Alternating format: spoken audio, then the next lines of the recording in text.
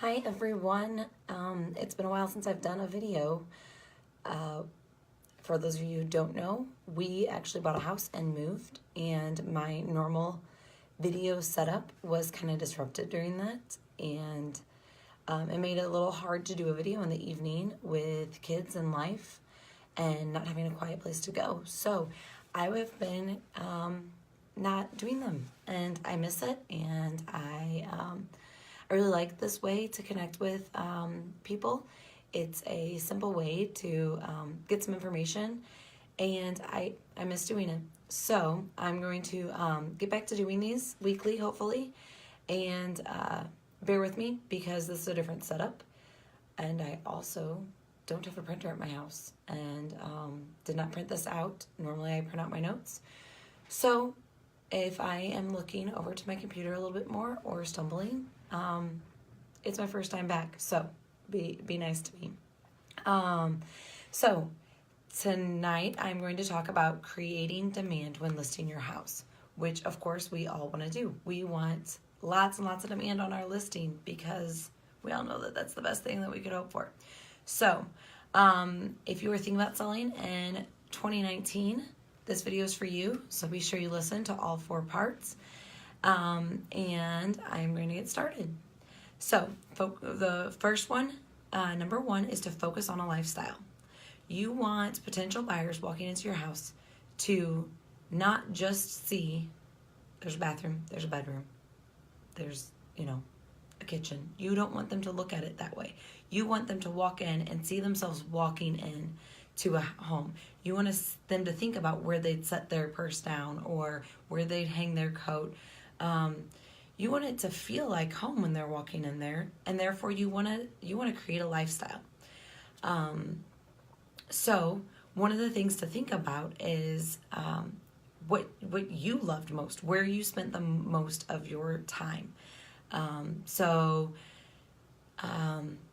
Go through your head what features made living in this house, truly being in this house and living in it, great. Not just the features of we have, this countertop. Well, this wonderful island was a place that you made cookies with your kids. Those kind of things. Take it from the list of features that are black and white and kind of cold and harsh to how you lived life in that home. Other things that people do to kind of create a lifestyle when they have showings: light a fire, put on a fresh pot of coffee, maybe have some nice kind of light music in the background. Just little things like even a throw blanket out on a nice bench that's on the deck makes someone realize they could sit there and read a book on their deck. So little touches like that help people feel how that house would be lived in. You want to go beyond square footage. So say you were trying to advertise a deck. We have a 400 square foot deck. It's maintenance free. You want them instead to focus on that. You want to think about, you can enjoy these barbecues. You don't have to spend your summer restaining your deck. This is a maintenance free deck, and you're going to be enjoying a lifestyle of having a barbecue out here and enjoying family and hosting parties. So kind of flip it from just a list to how they're going to live. Then step 2 is staging to sell. And I know I talk about staging all the time. I love it, and it changes a lot, so it's important. So I know I say it all the time, but I'm saying it again. Staging's important. It's crucial to attracting the most buyers and generating the most interest in that listing right away. So think about depersonalizing and think about decluttering. If you're still living in that house and your things are still there, that's where you need to start. You need to start taking down things that are catered taste. And it's not just about, pictures on the wall. It can be something that's a very specific style. You want very kind of neutral decor. So even if it's just, a vase, if it's too unique, it might put someone off. So think about decluttering, or think about depersonalizing past just your personal things.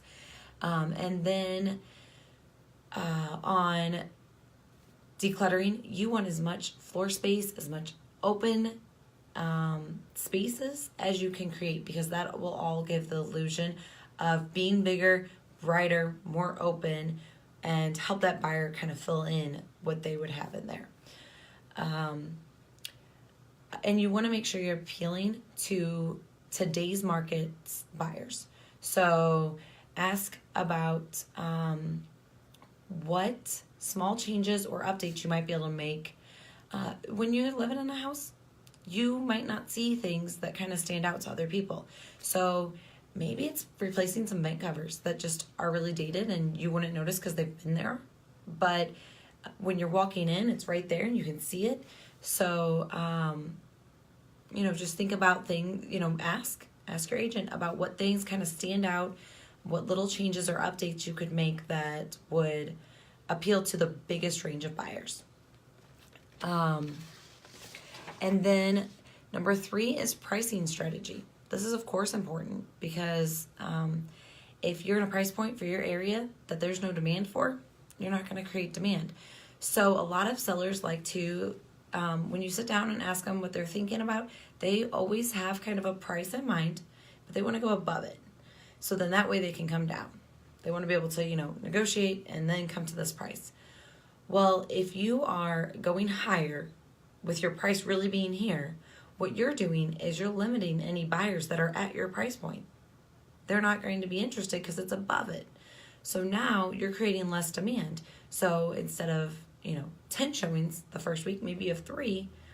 Well, you just lowered the demand and people notice that demand. If they see that there's someone coming in as they're going out, they're going to see that and they're going to want to make sure they move on the house quicker. So by pricing at the right price and really knowing the trends of the area, and then also not kind of using that mindset of I'm going to price a little bit high so I can come down, you are just adding demand, and demand is going to add to your price. The other thing that it's going to do is the faster you sell, the less money you're, if you still have a mortgage on the house, you're making 1 less mortgage payment, maybe 5 less. You're paying utilities shorter.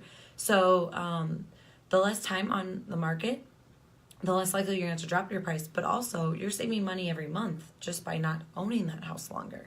Taxes, everything. So think about that when you are pricing your home. And for number 4, you can comment or send me a message and I will send you a free guide with details from all of those 3 parts and the 4th, which is a crucial part of this plan. So if you are interested in that, send me a message or comment here and I will send you number 4. Thanks for watching and thanks for bearing with me while I tested out this new space. And I hope to be back next week with another fun video for you.